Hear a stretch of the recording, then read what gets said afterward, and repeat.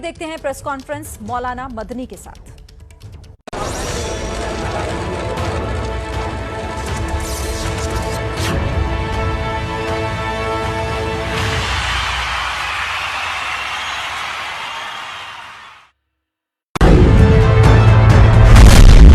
मौलाना महमूद मदनी, जमीयत उलेमा हिंद के अध्यक्ष, इस्लामी मामलों के स्कॉलर, पूर्व सांसद और देश के मुसलमानों की एक बुलंद आवाज।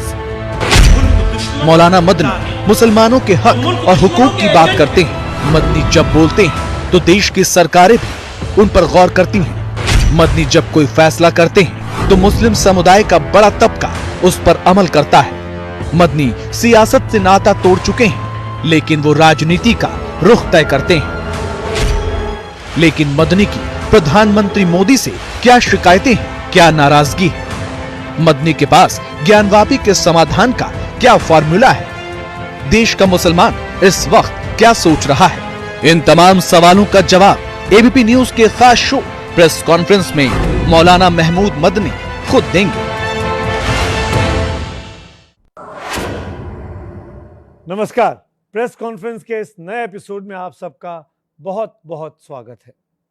इस वक्त देश के सामने कई अहम मुद्दे हैं, लेकिन ज़्यादातर जगहों पर चर्चा एक ही चल रही है, मंदिर, मस्जिद, हिंदू, मुसलमान।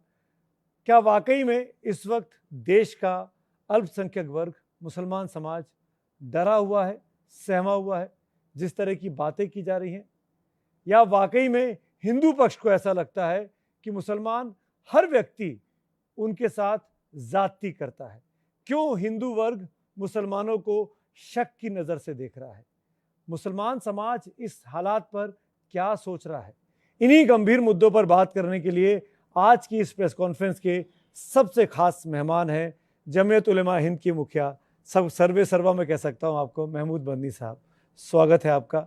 मदनी साहब, बीते दिनों हमने आपका एक बहुत इम्पॉर्टेंट भाषण सुना, तकरीर सुनी। आप अपनी तंजीम के साथ थे, बहुत से लोग मौजूद थे, सैकड़ों की संख्या में आप वहाँ पे लेक्चर दे रहे थे। आपकी आंखें परेशान थीं, आंखों में आंसू थे। क्यों परेशान हैं आप? किस बात का डर है आपको? वो आंसू तो दूसरी रीज़न है उसका। परेशानी सिर्फ मेरी नहीं है, सब लोगों की है, और उसमें सिर्फ मुसलमान नहीं है। लाइक माइंडेड लोग जो हैं, इंडियंस, उनको परेशानी तो है ही है। जो माहौल बनाया जा रहा है कुछ ही लोगों की तरफ से होगा वो ज़रूर, तो उसका जो असर होगा और उस असर का जो साइड इफ़ेक्ट होगा उसकी चिंता है। आप किस माहौल की बात कर रहे हैं और किस असर की बात कर रहे हैं? खुल के बताइए, हम सब लोग बैठे हैं ताकि इस शो के जरिए आप ऐसे माहौल जैसा बना हुआ है उसको बताने की बहुत ज़्यादा ज़रूरत है। वो सबको एहसास नहीं है उसका, और अगर एहसास नहीं है तो ये और ज़्यादा अफसोस की बात है कि हम सब लोग बैठे हुए हैं यहाँ एक जगह, एक मुल्क के लोग हैं, एक तरीक़े के लोग हैं। खाने पीने का अलग हो सकता है, इबादतों का तरीक़ा अलग हो सकता है, लेकिन हम तो एक राष्ट्र के लोग हैं। तो जो सिचुएशन बनी हुई है, अगर उसे मुझे बयान करना पड़े तो ये भी कुछ बहुत अच्छी बात नहीं। आपने कहा उस दिन कि आज देश में मुसलमानों का पैदल चलना मुश्किल हो गया है, यहाँ नफरत के रास्ता चलना दुश्वार हो गया है, यहाँ नफरत के पुजारी ज़्यादा हो गए हैं, नफरत का बाजार गर्म है, सजाया जा रहा है। क्या वाकई हिंदुस्तान में मुसलमानों के लिए, आपके समाज के लिए इतनी ज़्यादा दुश्वारियां हैं आज की तारीख में? इससे भी ज़्यादा है, कम कहा है। ऐसा क्यों लगता है? एक ये एहसास पैदा हो गया है कि यही हालात चलते रहे तो सेकंड ग्रेड सिटीजन हो जाएंगे। किससे उम्मीद है आपको? आपसे इसीलिए यहाँ बैठे हैं। आपको लग रहा है कि आपकी आवाज़ नहीं सुनी जा रही, जगह नहीं मिल रही? नहीं, ऐसा बिल्कुल नहीं है कि नहीं सुनी जा रही है। लेकिन गरीब की आवाज़ नहीं सुनी जा रही है। वो बेचारा, कोई उसका पूछने वाला नहीं है। और इस हालत को चेंज करने के लिए कोशिश करने की जिम्मेदारी जिनके कांधों पर बड़ी है, वो भी खामोश तमाशा देख रहे हैं किनारे पर खड़े होकर। वो मतलब कौन? जिनकी जिम्मेदारी है रोकने की, इन हालात को बदलने की। आप सरकारें हैं, सरकारें लॉ की सरकार एनफोर्सिंग एजेंसीज हैं। अकेली एक सरकार नहीं होती है, अलग अलग सरकारें होती हैं। पर जहां तक रहा कचहरी का मामला, ज़्यादातर इंडिविजुअल्स पहुंचे हैं। चाहे गानवापी का मामला हो, चाहे ताजमहल का मामला हो, चाहे कुतुब मीनार का मामला हो, इसमें सरकार का तो कोई रोल साफ तौर पर तो दिखता नहीं। आप सिर्फ इसकी बात कर रहे हैं, मैं टोटल सिचुएशन की बात कर रहा हूँ, बस इतना सा फ़र्क है। आप स्पेसिफिक मुद्दे की बात कर रहे हैं, यही सब आप अभी की specific- बात कर रहे हैं, मैं सालों की बात कर रहा हूँ। सालों से माहौल खराब है। हाँ, माहौल ख़राब हो रहा है, अलग अलग तरह के वाक़यात हो रहे हैं। कितने सालों से कभी माहौल कभी खराब है? कभी मॉब लिंचिंग का किस्सा चलता है, उससे पहले टेररिज्म के इल्ज़ामात का सिलसिला चला था, एक ही विशेष कम्युनिटी के खिलाफ। आप सिर्फ इशारों में बात करेंगे क्या आज? आप मुझसे कहेंगे कि तुम नाम लो, तो मैं नाम भी ले दूंगा। मुझे बोलने की जरूरत ही नहीं, आपको नाम ले लेना नहीं, चाहिए। क्यों आप नाम? प्रेस कॉन्फ्रेंस में बैठे हुए हैं। नहीं, लेकिन मैं किसी एक आदमी का मामला नहीं है, लंबा मामला है। एक ज़माने का मामला नहीं है, लंबा मामला है, अभी बढ़ गया है बहुत। मतलब आप ये कह रहे हैं कि भाजपा के पहले की जो हुकूमत थी वो भी उनमें जिम्मेदार है, उनमें ये भी जिम्मेदार है। उनमें भी था मामला, अभी और बढ़ गया है, बहुत ज़्यादा बढ़ गया है। ज्यादा जिम्मेदार कौन है, पहले वाले कि आज वाले? देखिए, जब आज की बात हम करेंगे और आज की सिचुएशन ज़्यादा बढ़ी हुई है, तो ज़्यादा जिम्मेदारी तो इनकी ही है, इनसे उम्मीदें भी ज़्यादा हैं। आप प्रधानमंत्री मोदी की तरफ बोल रहे हैं? मैं सब लोगों की, सारी सरकारों के बारे में बात कर रहा हूँ। और ऑफ कोर्स प्राइम मिनिस्टर हमारे नरेंद्र मोदी साहब हैं, तो उनका वो तो नज़र में होंगे ही। आपको लग रहा है कि आपकी उम्मीदों पर खरे नहीं उतरे हैं या कोशिश करते हुए नहीं दिख रहे हैं? मैंने यही कहा है ना कि जो कोशिश होनी चाहिए वो नज़र नहीं आ रही है। पर यही जहां तो तक अर्ज कर रहा हूँ मैं आपसे। जानता हूं मदनी साहब, आपके संबंध बड़े अच्छे रहे हैं सरकार के साथ। वो एक कोशिश हमारी हमेशा रही है कि सबके साथ संबंध रहना चाहिए। हमारी सरकार है, तो आप हमारे प्राइम मिनिस्टर हैं, हमारे चीफ मिनिस्टर बिल्कुल हैं। हम सबके प्राइम मिनिस्टर हैं। हाँ, तो हमें उनसे संबंध रखना चाहिए, अपनी शिकायत भी पहुंचानी चाहिए, कुछ अच्छा करें तो अच्छे की तारीफ भी करनी चाहिए, कुछ गलत हो तो उसे क्रिटिसाइज भी करना चाहिए। ये नेचुरल चीज़ है, वो हमने रखा है हमेशा। तो आपको इसी लगता के है तहत अभी भी कह रहे हैं बात, इसी उम्मीद पे कह रहे हैं। यही कि उनको कुछ बोलना चाहिए? आपके प्लेटफॉर्म से भी इसीलिए कह रहे हैं, यही कि उनको कुछ बोलना चाहिए, इसको करना रोक लगाने- चाहिए। क्या बोलना भी कहना काफी चाहते हैं? नहीं, बोलिए ना, आज आप खुल के बोलिए। उनको करना चाहिए, क्या यही आप करना अगर चाहिए। प्रधानमंत्री होते और ये देखिए सिचुएशन सुनिए, होती? देखिए सुनिए, कानून जो है सबके लिए एक होना चाहिए, इम्प्लीमेंटेशन सबके लिए एक होना चाहिए, डबल स्टैंडर्ड नहीं होना चाहिए। जालिम में, मजलूम में, कातिल में, मकतूल में एक जैसा मामला होना चाहिए। आपने कहा कि डबल स्टैंडर्ड, आपको लगता है कि सरकार का दोहरा रवैया है, डबल स्टैंडर्ड है? वही तो मैं कह रहा हूं, और यही तो मैं आपसे पर अर्ज कर रहा सरकार हूं। तो कहती है कि हम सबका साथ, सबका प्रयास, सबका विकास, सबके लिए काम कर रहे हैं। सड़क बनती है तो सारा आदमी चलता है। हाँ, अच्छी सरकार बात है। तो ये नहीं कहती है कि हम किसी के साथ भेदभाव एक कर बात रहे हैं। बताइए, जीत रहे हैं सड़क चुनाव। होना, एयरपोर्ट्स होना, बिजली का होना, डेवलपमेंट का होना एक मुल्क के तरक्की के लिए ज़रूरी है। उसके बगैर मुल्क का डेवलपमेंट, विकास नज़र नहीं आएगा और ज़मीन पर नहीं उतरेगा। लेकिन क्या आदमी का ठीक रहना उससे ज़्यादा ज़रूरी नहीं है? कौन ठीक से नहीं रह रहा है?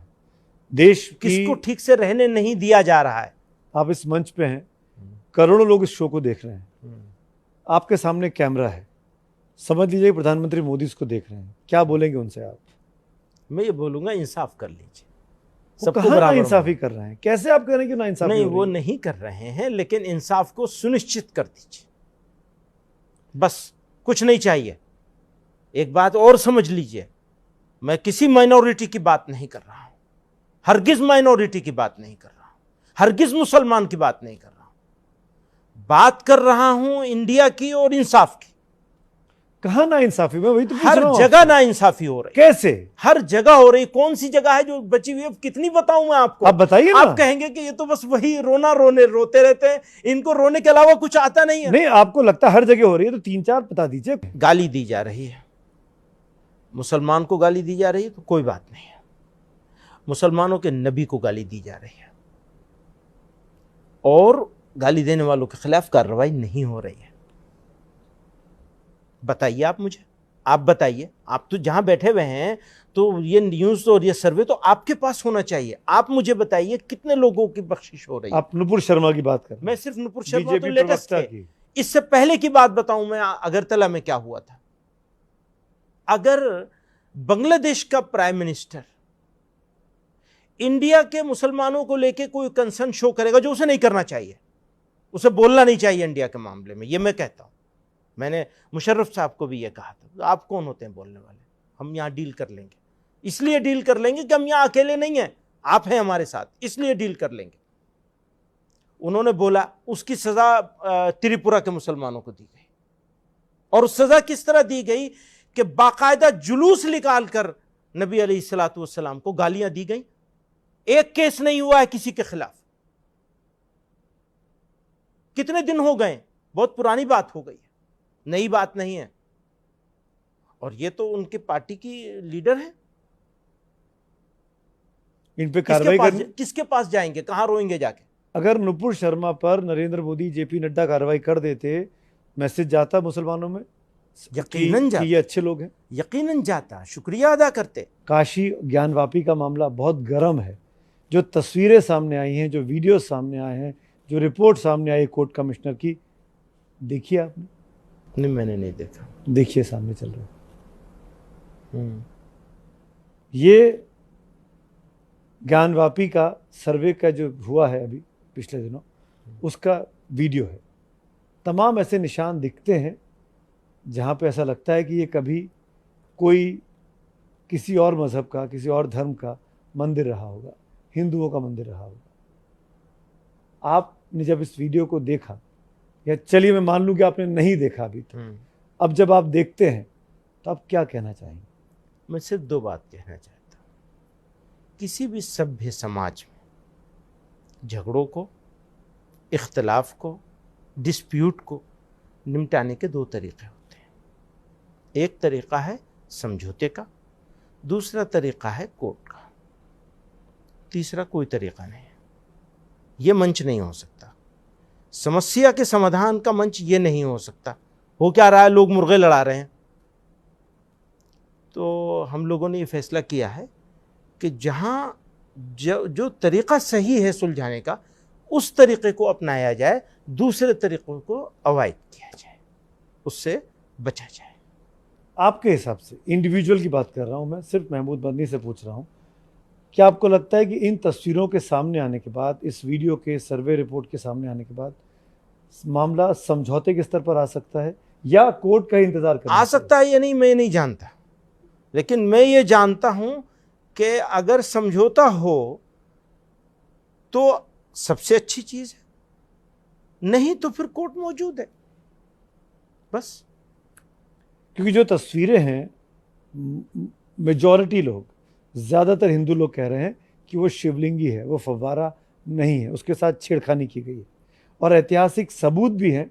हाँ, अगर हम जाएं, मैंने तो नंगी आंखों से देखा है, आपने भी देखा होगा कि जो मस्जिद बनी है, वो उसके नीचे का जो बेस है वो किसी टेम्पल का दिखता है, वो हिंदू के मिनारे, पिलर्स दिखाई देते हैं। वही मैं कह रहा हूँ ना कि उसका ये हम यहाँ क्या डिस्कशन करेंगे उसके बारे में। हमारे यहाँ ये फैसला है हम सब लोगों का कि उसके बारे में टीवी चैनलों पर, पब्लिक जगहों पर, सड़क पर, मीडिया पर इसका डिस्कशन नहीं होना चाहिए। आपकी बात एक मिनट में मान भी लेता हूँ महमूद साहब। जिस जगह आप बैठे हैं ना, 2-3 हफ्ते पहले उमा भारती जी उसी कुर्सी पर बैठी थी। उन्होंने बहुत दिल से एक बात की कि भाई अयोध्या तो हो गया, मथुरा और काशी भी दे दो, बात खत्म हो जाएगी। क्या समाज आपका इस बारे में सोच सकता है? मथुरा काशी हिंदू समाज को दिए जा सकते हैं? क्योंकि उनका दो अलग अलग बातें हैं। एक बात है देने की, मैं इसके बारे में क्या कहूँगा। एक बात है समझौते की, तो समझौते को कभी भी नकारा नहीं जा सकता। समझौता हो जाए, इससे अच्छी कोई बात नहीं। आप पहल करेंगे समझौते के लिए? नहीं, मेरी पोजीशन नहीं है, पोजीशन मेरी नहीं है कि मैं नहीं। जमीयत उलेमा हिंद की क्या पोजीशन है और आप उसमें किस पोजीशन पे बैठे हैं हम सब जानते हैं। नहीं, वो मेरी पोजीशन नहीं है। इसमें जो है कमेटी जो लोग लड़ रहे हैं उन्हीं लोगों को इसको देखना होगा। ये मामला लोकल है, लोकल ही रहना चाहिए, नेशनल नहीं बनाना चाहिए। नेशनल बन चुका है। हाँ, आप कह रहे हैं तो मैं मान लेता हूँ कि नेशनल बन गया होगा, लेकिन हमारे यहाँ यही फैसला है हम लोगों का कि इसको लोकल रहने देना है। हम लोग इसमें घुसेंगे नहीं, बिल्कुल नहीं घुसेंगे। पर all India Muslim personal law board Ayodhya के मामले में तो था सामने। हाँ, जमीयत भी थी उस मामले में, जमीयत भी थी, लेकिन इस मामले में हम कम से कम जमीयत का यही फैसला है अभी तक का। हम नहीं, हो सकता है कल चेंज हो जाए और कुछ अच्छा हो जाए मुल्क के लिए, सब लोगों के लिए, सारी कम्युनिटीज़ के लिए, तो वो कोई हमारा रोल होगा अच्छा करने में, तो हम तो उसको पीछे नहीं हटेंगे उससे। लेकिन ये कि हम इस मामले में अभी कुछ नहीं। जहाँ तक मेरी जानकारी है, हो सकता है मेरी जानकारी गलत हो, लेकिन हमने बचपन से ये सुना है कि किसी दूसरे धर्म की इबादत गाह को गिराकर वहाँ मस्जिद बना लेना और उसमें नमाज, मुसलमान की नमाज जायज़ नहीं है। तो ऐसी मस्जिदें जिन्हें देखने से ये साफ लगता है कि यहाँ कभी मंदिर रहा होगा, तो क्या उन मंदिरों को, उन मस्जिदों को हिंदू समाज को सम्मान के साथ वापस मुसलमानों को नहीं कर देना चाहिए? क्या ये इस्लाम के इससे क्या इस्लाम बदनाम होगा या इस्लाम की इज्जत बढ़ेगी दुनिया में? ये अच्छा समझौता, अच्छी तजवीज़ है इनकी, और यकीनन मामलात को हल करने के लिए गुफ्तगू जो मैंने बात कही है कि समझौता सबसे बेहतर शक्ल होती है। नहीं, आपके रेजोल्यूशन में, जमीयत के कोर्ट फैसला करेगी कि यहाँ मंदिर को तोड़ करके मस्जिद, अब आप उसके फैसले को आप उठा के देख लीजिए, अयोध्या वाले फैसले को। अयोध्या वाले फैसले में जजमेंट, जो फाइनल जजमेंट आया जिसको मुसलमानों ने तस्लीम किया है, हाँ। मैं उसके बहस में बिल्कुल नहीं जाना चाहता हूं, लेकिन यूसुफ साहब आप मुझे घसीट के उसमें ले जा रहे हैं। मैं जाऊंगा, फिर सुन लीजिए, मैं जाऊंगा फिर उसमें। कहीं उन्होंने ये नहीं माना है कि मंदिर तोड़ के मस्जिद बनाई गई थी। टेक्निकल बुनियादों पे उसको मंदिर के लिए दे दिया गया, मुसलमानों ने उसको एक्सेप्ट भी कर लिया है। तो ये सारे बहस में पढ़ेंगे तो ये बहस भी होगी, ये भी होगी। ये नहीं होगा कि आप एक चीज को पिक करेंगे, एक चीज को चूज करेंगे और उसके मुताबिक काम करेंगे। आप ऐसा क्यों लग रहा है मुझे कि आप डिप्लोमेट बहुत अच्छे हो सकते हैं? नहीं, मैं डिप्लोमेट आपको कहीं किसी, आपने कभी नहीं देखा होगा, मैं डिप्लोमेसी नहीं करता। आपको बोलना चाहिए ना, मना कर दीजिए कि नहीं हमारे समाज में स्वीकार नहीं होगा, मैं मान लूंगा। एक मुस्लिम उलेमा होने के नाते क्या ये आपकी जिम्मेदारी नहीं है कि मजहबी मामलों पर मुसलमानों की सही रहनुमाई की जाए? आप ये आए दाएं बचकर नहीं कर सकते, मुनाफकत नहीं कर सकते। आप बताइए कौम को कि भाई मंदिर तोड़कर बनाई गई मस्जिदें गलत हैं। आप ताकत के बल पे लेना चाहते हैं? नहीं, ताकत के बल पे नहीं, बातचीत के रास्ते। अयोध्या का जब मामला चल रहा होता है, अयोध्या का मामला यही तरीका मीडिया में बैठ के करेंगे। अयोध्या का मामला जब चल रहा था तब भी ये प्रस्ताव था कि 3 छोड़ दीजिए, बाकी हम 30,000 छोड़ देंगे। सब चीज मेरा कहना है ना, तो आपके प्रस्ताव में यूसुफ साहब, हर काम के तरीके से होता है, काम के तरीके के खिलाफ नहीं होता है। जो भी होगा काम के तरीके से होगा। काम का तरीका यह है कि अंजुमन इंतजामिया कमेटी इसमें फरीक है, हम कहीं नहीं है फरीक। आप इसको नेशनल इशू बना रहे हैं और समझते भी हैं, और होगा भी, मैं भी मान लेता हूं, लेकिन हम उसमें फरीक नहीं हैं। हम लोगों से ये अपील कर रहे हैं कि प्लीज़ आप फरीक मत बनिए, इसको सड़क पर मत लाइए, इसको गर्म मत करिए, इसको हिंदू मुसलमान मत बनाइए, इसको हिंदू मुसलमान मामला मत बनाइए। असदुद्दीन ओवैसी साहब कम से कम 10, 15, 20, 25 मरतबा कह चुके हैं कि एक बार जहां मस्जिद बन गई वहां पाताल से लेके और आकाश तक, क़यामत तक मस्जिद रहेगी। इस दावे का इस्लामिक कुरानिक या हदीस के हिसाब से क्या एतबार है? और क्या जब अरब मुल्कों में जब मस्जिदें हटाई जाती हैं डेवलपमेंट के काम के लिए, या वो तब भी क़यामत तक मस्जिदें रहती हैं? डिफरेंट इंटरप्रिटेशन है। अच्छा, 4 इमाम हैं, चारों इमामों की अलग अलग तरीक़ों से इंटरप्रिटेशन किए गए हैं। इसी वजह से 4 इमाम हुए हैं सुन्नियों में। अब अगर जो लोग वहाँ जिस इमाम के फॉलोअर हैं उनकी बात अलग है और हनफियों की बात अलग है। हनफियों के यहाँ डिफरेंट है मामले, इसीलिए मैं कह रहा था इस मामले पर सही रोशनी कोई मुफ्ती डाल सकेगा। मैं मुफ्ती नहीं हूँ और ये जान बचाने के लिए नहीं कह रहा हूँ। अगर उस सही मानों में ऐसा होगा कि शिफ्ट करने की इजाज़त होगी तो फिर तो बहुत आसान है, फिर तो कोई दिक्कत ही नहीं रहेगी। फिर तो 30,000 का भी किया जा सकता है। 30,000 की लिस्ट है ना, तो 30,000 की बात करिए ना। अगर मुसलमानों को अपना दिल बड़ा करना है तो 30,000 की बात करेंगे, 2 की बात कैसे करेंगे? ये 2 की बात नहीं होगी, फिर 30,000 की बात होगी। वे पूरे की बात करें ना, फिर ताजमहल की बात भी होगी और शुरुआत ताजमहल से करेंगे ना, दूसरी जगह से क्यों करेंगे? ताजमहल से करेंगे शुरुआत। तो मैं यही कह रहा हूं कि ये मामले पर हम लोगों को का ये फैसला है कि इस मामले पर टीवी पर पब्लिक मीटिंग्स में डिबेट नहीं करी जाएगी। लेकिन बहरहाल हो गई। 1991 का जो एक्ट है उसके बाद फिर भी आपने एक दरवाज़ा खोला बातचीत के ज़रिया मसाइल को हल करने का, और अब जो चीज़ें सामने आई हैं उस पर रीथिंक करने का भी। सवाल ये पैदा होता है, अगर यही बात बुद्धिस्ट कह रहे हैं मुख्तलिफ जगहों के मंदिरों के हवाले से या विहारों के हवाले से, आप उनके साथ खड़े नज़र आएंगे?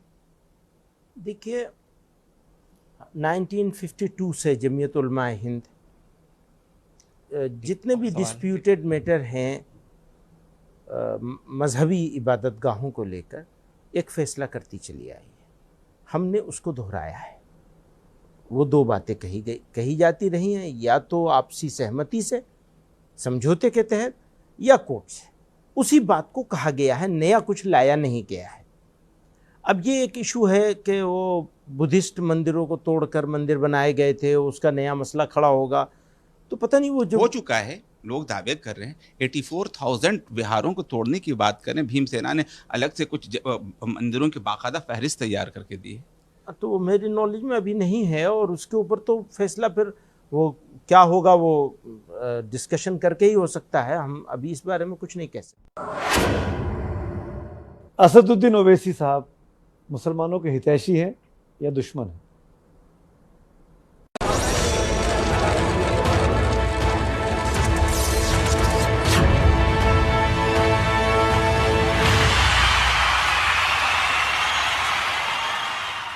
कल बोला गैंगस्टर, आज बोला स्टार, खलनायक बता के आज बता रहे हैं यार। मूसेवाले पे किया किस किस ने वार, पोल खोल में देखिए नेताओं का डबल रोल। आज रात 10:30 बजे सिर्फ एबीपी न्यूज पर। जरूरत के टाइम पर अगर लोन ना मिले तो क्या फायदा? पैसाबाजार.com पर जाओ और पाओ इंस्टेंट लोन। क्या हुआ दूल्हे राजा, शादी को लेके इतना मत सोच। शादी नहीं यार, मार्केट में इन्वेस्ट करने की सोच रहा हूँ। समझ ही नहीं आ रहा है कि कहाँ से शुरू करूँ। फंड्स इंडिया से शुरू करना, वहाँ तुझे मिलेंगे कई इन्वेस्टमेंट ऑप्शंस, और उधर भी तू चुन सकता है एक ऐसा इन्वेस्टमेंट जो तेरे लिए फिट है, वो भी एक क्लिक में। From mutual funds and stocks to SIPs, NPS and insurance, Funds India caters to over 21 lakh customers. Funds India, one intelligent investor. Investment in securities market are subject to market risks. Read all the related documents carefully before investing. हमें तो अपने बचपन में सब प्रदूषण मुक्त मिला, अच्छा मौसम, खुली हवा, साफ पानी। लेकिन अब तो सब बिगड़ गया। बढ़ती गर्मी, पानी की कमी और सांसों में जहरीली हवा है। आखिर हम अपने बच्चों को ये कैसा भविष्य दे रहे हैं? अपने लिए नहीं, अपने बच्चों के लिए जागो रे। विश्व पर्यावरण दिवस पर देखिए खास पेशकश टाटा टी जागो रे, इस रविवार सिर्फ एबीपी न्यूज पर। क्लाइमेट चेंज से हम कैसे लड़ सकते हैं, जानिए jagore.com पर। अब से हर रोज मुद्दों पर बजा सकते हैं आप घंटी। देखिए घंटी बजाओ रोजाना रात 10 बजे सिर्फ एबीपी न्यूज पर। घंटी बजाओ को presented by Dixcy Scott body language छा जाए, Lloyd Grande heavy duty AC. मैं अपने गांव की पहली महिला सरपंच बनना चाहती हूँ। मैं एबीपी न्यूज देखती हूँ। एबीपी न्यूज के 273 मिलियन दर्शक आगे बढ़ना चाहते हैं। क्या आप नहीं चाहेंगे उनके साथ बढ़ना? एबीपी न्यूज आपको रखे आगे। आईना दिखाते हैं हम उनको भी जो जिम्मेदार हैं और उनको भी जिन्होंने जिम्मेदारी नहीं निभाई। देखिए मेरे साथ सबसे सटीक और निष्पक्ष खबरों का आईना। मास्टर स्ट्रोक सोमवार से शुक्रवार रात 9 बजे सिर्फ एबीपी न्यूज पर। देश की बात करना सबसे ज्यादा जरूरी है और इसलिए वक्त भी ज्यादा चाहिए। देखिए भारत की बात अब पूरा 1 घंटा सोमवार से शुक्रवार 7 से 8। भारत की बात पावर्ड बाय राकेश मसाले असली स्वाद बांटने से बढ़ता है। को powered by Vidisha detergent powder व केक अब चमकिए प्यार से। मैं नौकरी के साथ साथ डिग्री पूरी करना चाहता हूँ। मैं एबीपी न्यूज देखता हूँ। एबीपी न्यूज के 273 मिलियन दर्शक आगे बढ़ना चाहते हैं। क्या आप नहीं चाहेंगे उनके साथ बढ़ना? एबीपी न्यूज आपको रखे।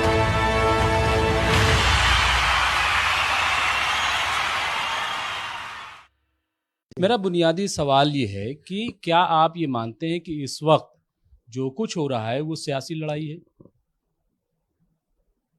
मुल्क में जो कुछ हो रहा है, क्योंकि हर चीज सियासत से तय हो रही है, क्या आपको लगता है कि लड़ाई जो है वो सियासी है? आपकी बात भी सही हो सकता है, बिल्कुल। नहीं, सियासी लड़ाई है या नहीं है इस वक्त जो कुछ हो रहा है? पता नहीं है, कुछ बात ऐसी है कि कुछ कहते हैं सियासी लड़ाई है, जैसा कि आप कह रहे हैं, सवाल कर रहे हैं, उस सवाल को सही भी माना जा सकता है, एग्री किया जा सकता है। नहीं, अगर साथ में ये भी है कि भाई जो है वो इन लोगों को उनकी सही जगह पे रखो, मुसलमानों को। अब मुसलमानों की सही जगह क्या होगी ये फैसला करना मुश्किल है। मैं एक कुरान की आयत पढ़ता हूँ, या अय्युहल्लज़ीना आमनुत्तकुल्लाह वकूनू मास सादिकीन, ऐ ईमान वालो अल्लाह से डरो और सच्चों के साथ हो जाओ। ठीक है, ठीक है। बिल्कुल। आप अभी आपने जलसा किया, यहाँ अल्लाह कह रहा है कि अल्लाह से डरो, मतलब किसी से ना डरो, तो आप क्यों डर के रोए वहां पे? नंबर 1। नंबर 2, सच्चों के, 1 मिनट, नंबर 2 कि सच्चों के साथ हो जाओ। क्या ओवैसी के अलावा आपको कौन सच्चा लग रहा है इस वक्त जो बोल रहा है खुल के? क्या आपको अखिलेश लग रहे हैं, मायावती लग रही हैं, राहुल गांधी लग रहे, कौन लग रहा है जो सच बोल रहा है? ममता बनर्जी लग रही हैं। तो सच्चों के साथ, ये तो कुरान कह रहा है। इसका क्या जवाब दूंगा?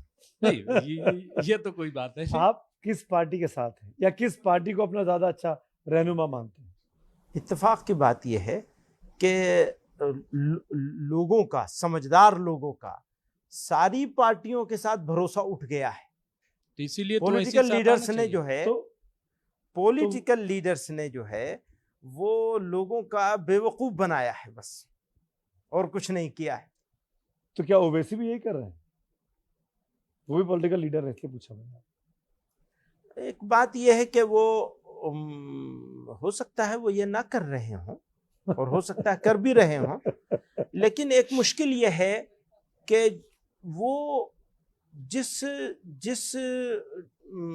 टोन में बात करते हैं वो टोन मुनासिब नहीं मालूम होती है।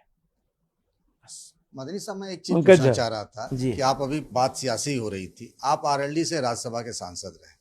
आज की तारीख में जब आपको लगता है कि मुसलमानों के साथ बहुत नाइंसाफी हो रही है, तो क्या एक बार आप फिर से पॉलिटिक्स टेस्ट करना चाहेंगे, और करना चाहेंगे तो फिर किसके साथ? नहीं, अभी ऐसा कुछ नहीं। तंजीम के साथ काम करना चाहता हूँ, अपनी उसी पर मेहनत करना चाहता हूँ। आप महबूब साहब, आप आरएलडी के अलावा सपा में भी रह चुके हैं?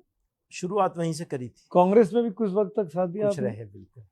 तो अब कौन सी बाकी रह गई है? हाँ, वैसी साहब की पार्टी बाकी रह गई।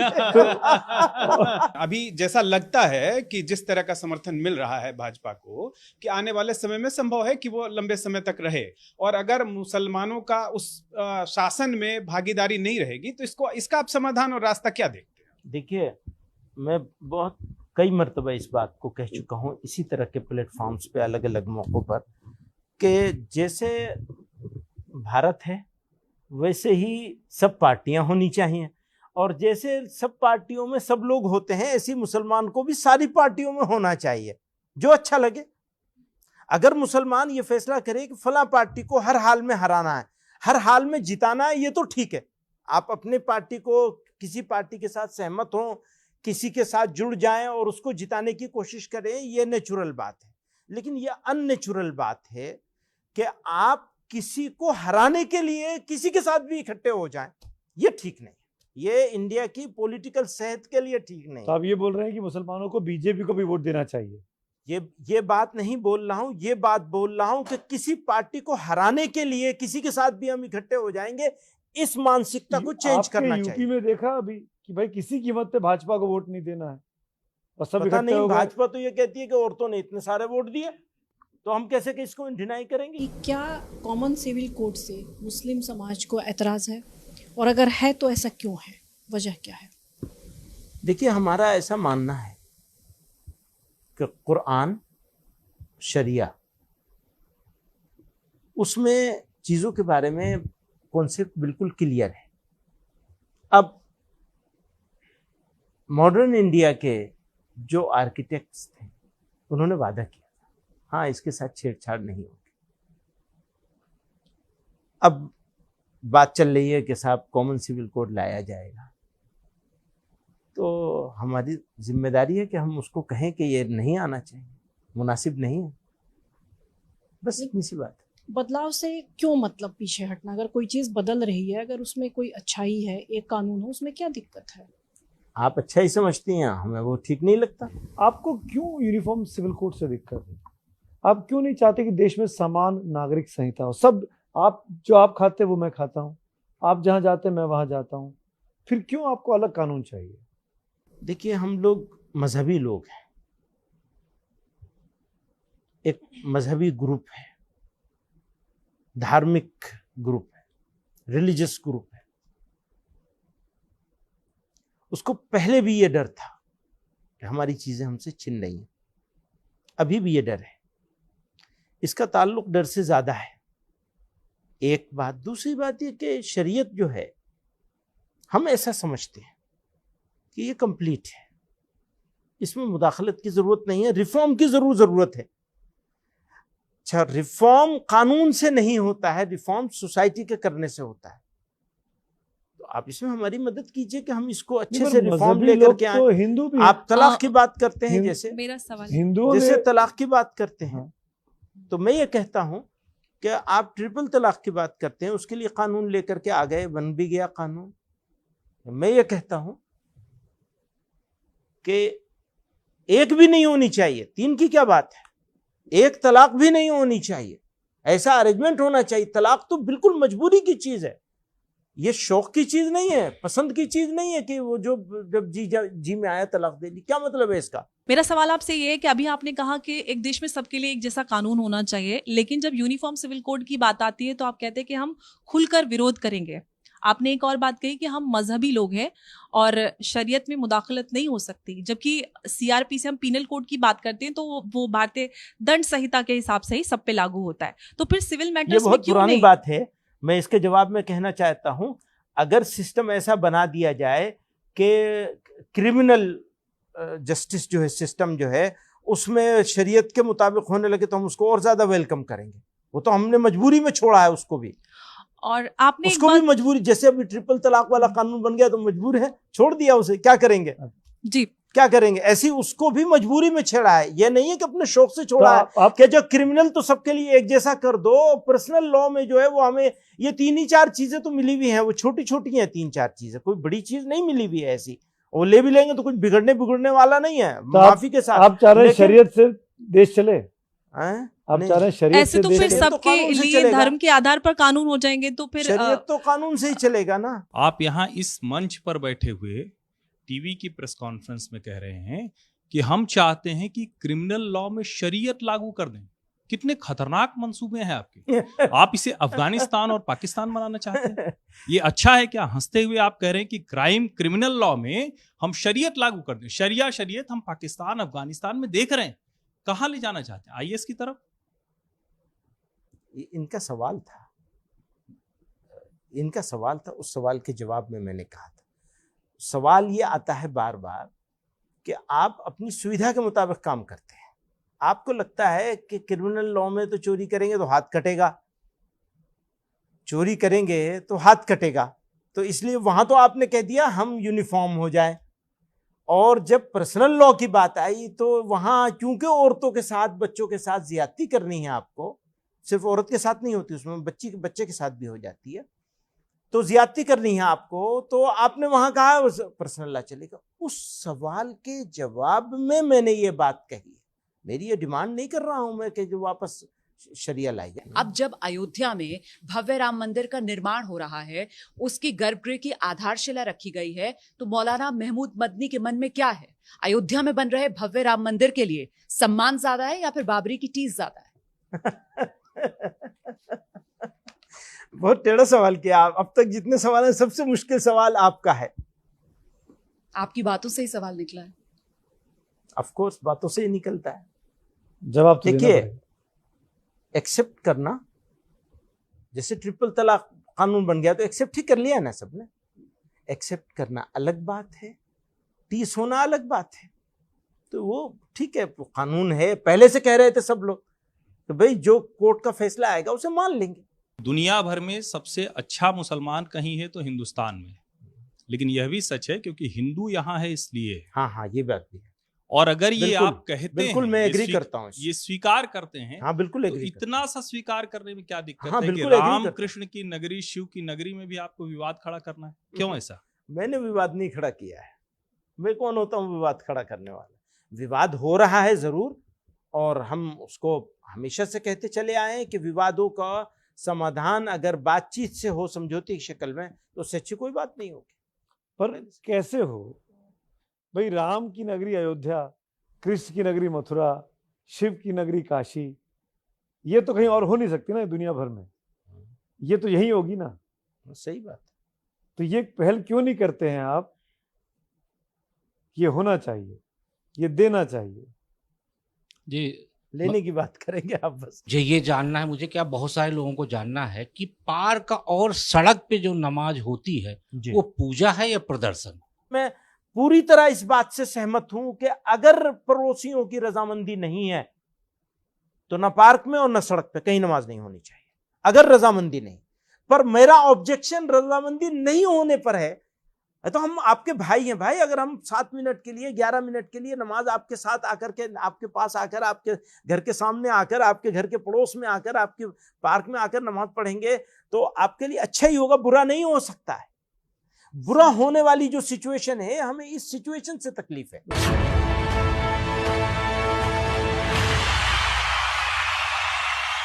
एक रैपिड फायर राउंड खेलते हैं, उसमें 2 ही विकल्प होते हैं और एक को आपको चूज करना पड़ता है। तो बहुत सिंपल सा है, कोई नियम कायदा नहीं है इसके अंदर। मैं कुछ सवाल पूछता हूँ। पहला सवाल मेरा इस रैपिड फायर राउंड में आपके लिए है, आपके हिसाब से जो 3-4 पार्टियों का स्वाद चख चुका है, मुसलमानों के लिए सबसे बेहतर पार्टी कौन सी है? कांग्रेस या अब भाजपा? कोई नहीं, वो ऑप्शन नहीं है आपके पास। आप तो मरवा देंगे। क्या, किसको चूज करेंगे आप बताइए? नोटा नहीं है इसमें। वो डालनी है बूथ में गए आप। नहीं कहा जा सकता। ठीक है, इसका सम्मान करता हूं मैं। आप जवाब नहीं देना, विकल्प है आपके पास। दूसरा सवाल, काशी और मथुरा के जैसे बहुत संवेदनशील मामले महमूद मदनी साहब की नजर में कैसे हल होने चाहिए? बातचीत या कोर्ट? पहला हल तो बातचीत ही है, बेहतर हल तो बातचीत ही है। मदनी साहब नेता ज्यादा है या धर्म की तकरीर करने वाली शख्सियत? आप अपने बारे में क्या कहेंगे? आप पॉलिटिशियन है या स्पिरिचुअल लीडर है? वर्कर हूं। फिर आपने एक तीसरा ऑप्शन ले लिया। नहीं, वो स्पिरिचुअल वर्कर हूं, ये कह सकते हैं। आप मानते हैं कि आप एज अ पॉलिटिशियन फेल हो गए? हाँ बिल्कुल, मैं पॉलिटिशियन हो नहीं सकता, बहुत ही मुश्किल काम। तो हालांकि आपने मुझे डिप्लोमेसी का अवार्ड दिया है कि बहुत बड़े डिप्लोमेट हो, लेकिन मैं फेल हूँ, बिल्कुल फेल। 6 साल गवा दिए जब आप राज्यसभा में थे। हाँ, वो दूसरे काम में ही लगे, वो काम नहीं कर पाए जिस काम के लिए बिठाया गया था वहाँ। एक सवाल ऐसा जिस पर हमने पूरे घंटे तक चर्चा की, आपके हिसाब से इस वक्त, मतलब प्रधानमंत्री मोदी के शासनकाल में, उनके वक्त में, उनके राज में, मुसलमान पहले से खुश है या ना खुश है? ना खुश। उसका जिम्मेदार आप उन्हीं को मानते हैं? Of course. लाउड स्पीकर के बारे में आपके पास क्या सलाह है? मस्जिद के अंदर ही आवाज आनी चाहिए या मोहल्ले भर में आवाज जानी चाहिए? लोगों की चॉइस पर है, लेकिन अगर पड़ोसियों को एतराज है तो फिर अंदर ही रहनी चाहिए, या ऐसी उस हद तक रहनी चाहिए जिस हद तक एतराज ना हो। कभी कोई ऐसे पड़ोसी भी होते हैं जो सुनना चाहते हैं, उनको सुनना चाहिए। कोई पड़ोसी ऐसे भी होते हैं जो नहीं सुनना चाहते, जो नहीं सुनना चाहते हैं उनका सम्मान करना चाहिए। और इसको मजहब को तकलीफ पहुंचाने के लिए नहीं इस्तेमाल किया जा सकता। कोई भी मजहबी काम हो ही नहीं सकता जिसमें तकलीफ हो किसी। तो देश कैसे चले, संविधान से या शरीयत से? देश तो संविधान से चलेगा, मैं शरीयत से चलूंगा। तो आप तो इसी देश का हिस्सा हैं। हाँ बिल्कुल हिस्सा है। तो आप शरीयत मानेंगे? कोई कंट्राडिक्शन नहीं। मेरी शरीयत ने मुझे संविधान को मानने के लिए मजबूर किया है। मेरी शरीयत ने, किसी के डंडे ने नहीं। तो मैं उसको मानूंगा इस वजह से कि मैं शरीयत को मानता हूँ। अगर मैं शरीयत को नहीं मानता होता तो मैं इस संविधान को भी नहीं मानता, तो क्या बागी हो जाता। मैं आपसे पूछता हूँ, आप अपने आप को किस तरफ तो रखते हैं? आप लिबरल हैं? असल में हर आदमी तो अपने आप को अच्छा ही समझता है ना, तो मैं भी अपने आप को अच्छा समझूंगा। आखिरी सवाल, असदुद्दीन ओवैसी साहब मुसलमानों के हितैषी हैं या दुश्मन हैं?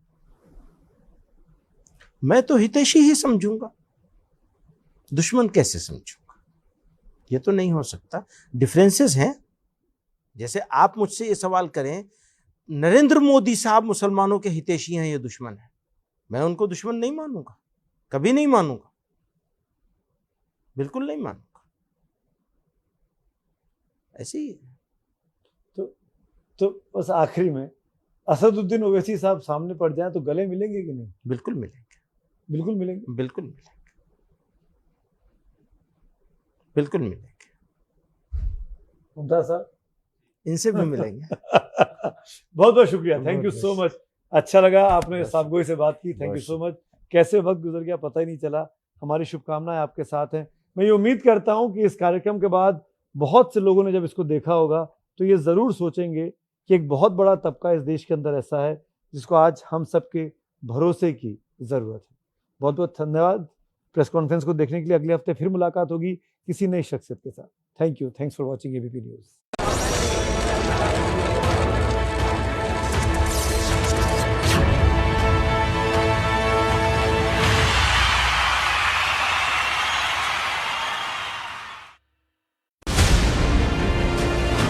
आईफोन और मोदी सरकार के बीच क्या रिश्ता है? क्या जीडीपी के आंकड़े जितने चमकदार दिख रहे हैं वाकई उतने चमकदार हैं? इन तमाम सवालों के जवाब जानिए रात 9 बजे एबीपी न्यूज पर मोदी ट्रैकर में।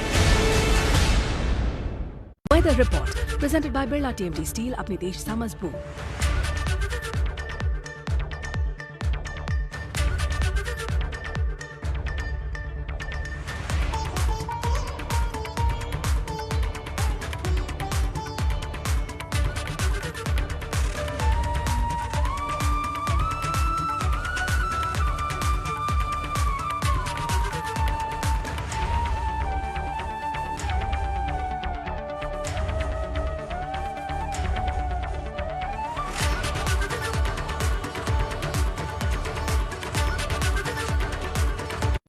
इतना खर्चा, गाइस पैसे बचाओ, पेड़ पे नहीं उगते हैं। आई मीन दिस इज आपका वो कार इंश्योरेंस रिन्यू तो सेम कंपनी से करा लो ना। चिंटू मम्मा क्या हुआ दूल्हे राजा, शादी को लेके इतना मत सोच। शादी नहीं यार, मार्केट में इन्वेस्ट करने की सोच रहा हूँ।